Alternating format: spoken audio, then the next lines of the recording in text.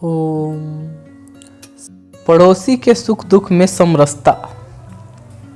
मेरे सामने कभी कभी प्रश्न उपस्थित होता है कि कोई निरक्षर है, भूखा है, रोगग्रस्त है, इसलिए योजना क्यों बनानी पड़ती है?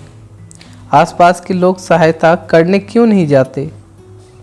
इसका अर्थ यह होता है कि अपने पड़ोसी के संबंध में अपने हृदय में कोई प्रेम नहीं, कोई सहानुभूति नहीं, कोई आत्मीयता नहीं।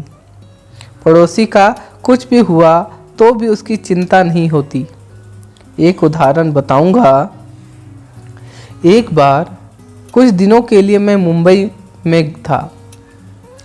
वहाँ मैं जिस मकान में ठहरा था, वहाँ प्रत्येक कमरा एक दूसरे से लगा हुआ था। प्रत्येक कमरे में अलग अलग परिवार रहते थे और सबके आने जाने के लिए एक बरामदा था। जिस कमरे में मैं ठहरा था, उससे 2 कमरे छोड़कर एक तरुण नवदंपति रहते थे। पति काम के लिए बाहर जाता था तो उसकी पत्नी घर का काम धाम करके बरामदे से इधर उधर आती जाती रहती थी। मैं अपने कमरे में केवल स्नान भोजन के लिए ही आता था।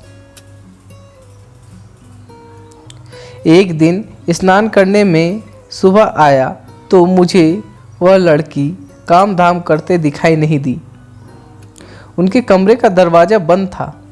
जहाँ मैं रहता था, उस कमरे के मालिक से मैंने पूछा, ये लोग कहीं बाहर गांव तो नहीं गए? परंतु दरवाजे को ताला लगा हुआ नहीं दिखाई देता। दरवाज़ा वैसा ही अंदर से बंद दिखता है। मालिक ने कहा, पता नहीं क्या है।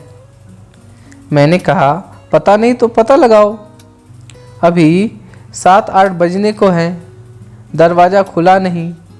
उन्हें कुछ चाहिए, दूध, चाय, खाना पीना, सब्जी वगैरह के लिए तो वो बाहर आना चाहिए, क्यों नहीं आए? मालिक ने कहा, भाई तुम बेकार झंझट में क्यों पड़ते हो? वो जाने, उसका काम जाने। मैंने कहा, इसको झंझट नहीं बोलते, पड़ोसी के नाते ये हमारा स्वाभाविक कर्तव्य है। मालिक ने कहा, हमारे बम्बई में जीवन का स्तर है, स्टैंडर्ड, हमारे जीवन का स्टैंडर्ड है, उसमें पड़ोसी के घर में जाकर ऐसा हस्तक्षेप करना मंजूर नहीं। मैंने कहा, आप यहाँ पर बैठिए, परंतु मैं जाता हूँ। मालिक ने कहा, ऐसा करना ठीक नहीं होगा। मैंने कहा, वो अधिक से अधिक क्या कहेंगी? मैं गोंडवन, नागपुर गोंडा राजा की राजधानी थी, गोंडा एक वनवासी जाति है, से आया हूँ, मुझे जंगली कहेंगे, मुझे मंजूर है। मैंने धीरे से दरवाज़ा खटखटाया, कोई बाहर नहीं आया। इसलिए धीरे से दरवाज़ा खोलकर देखा तो बड़ा करुणा पैदा करने वाला दृश्य था। वह युवक कुछ दिन से बीमार था, उसकी रात को मृत्यु हो गई थी और वह लड़की बैठी हुई रो रही थी। लौटकर मैं अपने कमरे में आया और मालिक से कहा, तुम्हें लज्जा आनी चाहिए, जाओ उसकी देखभाल करो, पड़ोसियों को ले आओ। पर कोई आने को तैयार नहीं हुआ। फिर मुझे ही जाकर उससे पूछताछ करनी पड़ी कि यहाँ तेरे कौन है, तेरा मायका कहाँ है, वहाँ तेरे कौन कौन है, और पता लगाकर मैंने फ़ोन करवाया, उनको बुलवाया और फिर मैं अपने काम में जुट गया।